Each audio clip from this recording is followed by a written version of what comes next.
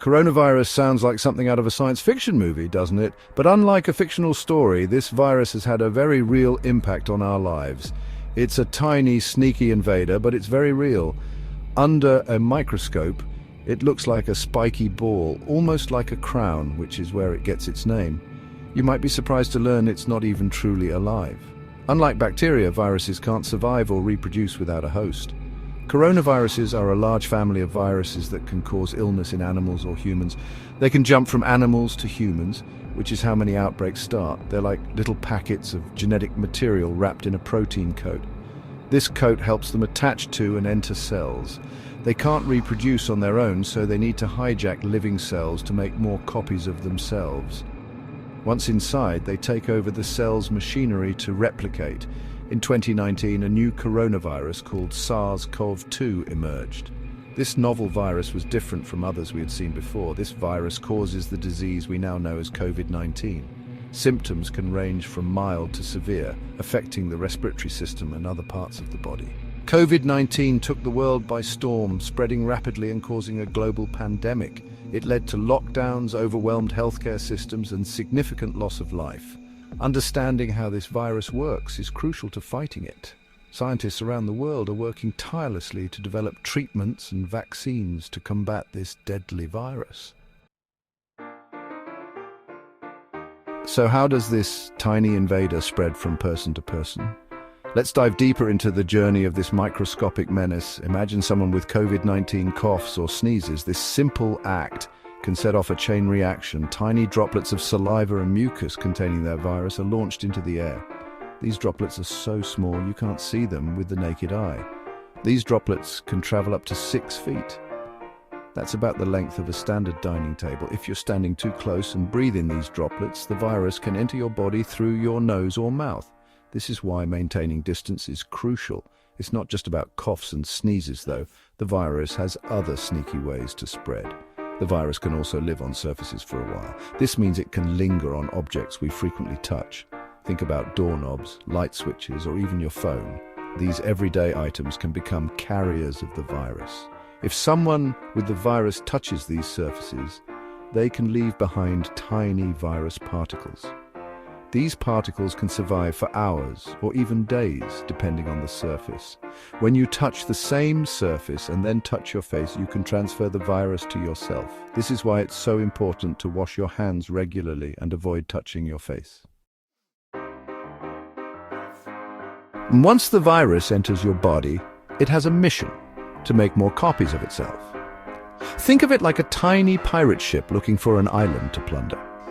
The virus's first stop is often the cells lining your nose, mouth, or lungs. These cells have special receptors that the virus can latch onto, like a key fitting into a lock. Once attached, the virus injects its genetic material into the cell, like a pirate crew taking over a ship. The cell, now under the virus's control, starts making copies of the virus's genetic material and proteins. These new virus particles assemble themselves inside the cell, like a pirate fleet being built in a hidden cove. Section 4, the immune system's counterattack. A double-edged sword. Our bodies are amazing machines with a built-in defense system, the immune system. When the immune system detects an invader like the coronavirus, it launches a counterattack. White blood cells, the soldiers of our immune system, rush to the site of infection and release chemicals that cause inflammation. While this inflammatory response is meant to fight the virus, sometimes the immune system can overreact. It's like calling in an airstrike when a ground team would have been enough. This overreaction can cause more harm than good. In some severe cases of COVID-19, the immune system's overreaction leads to a cytokine storm where the body attacks its own cells and tissues. Section 5, COVID-19, spectrum of severity. Not everyone who gets infected with the coronavirus experiences the same severity of illness. Some people have no symptoms at all and are asymptomatic carriers, while others experience mild symptoms like a cold or the flu. They might have a cough, fever, fatigue, or muscle aches. Rest and fluids are usually enough for these cases. However, a percentage of people develop severe COVID-19. This can be due to several factors, including age, underlying health conditions, and the strength of their immune response. In severe cases, the virus can cause pneumonia, a serious lung infection. Section 6. The perils of untreated COVID-19. When COVID-19 progresses to severe stages, it can be life-threatening. Pneumonia, a common complication, causes the air sacs in the lungs to fill with fluid, making it difficult to breathe. In severe cases, this can lead to acute respiratory distress syndrome, or RDS, where the lungs can't provide enough oxygen to the body. Patients with severe COVID-19 and respiratory distress often require hospitalization and oxygen therapy. In the most critical cases, mechanical ventilation might be necessary to help them breathe. Untreated COVID-19 can also lead to long-term health complications, even in those who didn't experience severe illness initially. Section 7, our collective fight, slowing the spread and embracing science. In this section, we will explore the various ways we can all contribute to slowing the spread of COVID-19 and the importance of embracing scientific advancements. Fighting COVID-19 is a team effort. It requires the cooperation and dedication of every individual, community, and nation.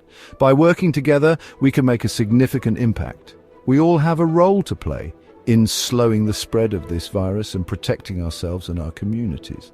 Simple actions can make a big difference in reducing transmission rates. One of the most effective ways to slow the spread is by practicing good hygiene.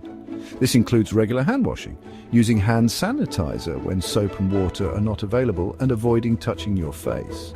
Wash your hands frequently with soap and water for at least 20 seconds. Make sure to scrub all parts of your hands, including between your fingers and under your nails. The soap helps break down the virus's outer layer, making it inactive. This simple act can significantly reduce the risk of infection. Social distancing is another crucial measure. By keeping a safe distance from others, we can minimize the chances of the virus spreading through close contact. This means maintaining a safe distance from others, especially in crowded places. It's important to follow guidelines on how far apart to stand to ensure everyone's safety. Wearing a mask in public can also help reduce the spread of respiratory droplets. Masks act as a barrier, preventing droplets from reaching others and reducing the risk of transmission. And of course, if you're feeling sick, stay home to avoid infecting others. Self-isolation when experiencing symptoms is crucial to prevent the virus from spreading further. Scientists and researchers are working tirelessly to develop treatments and vaccines for COVID-19.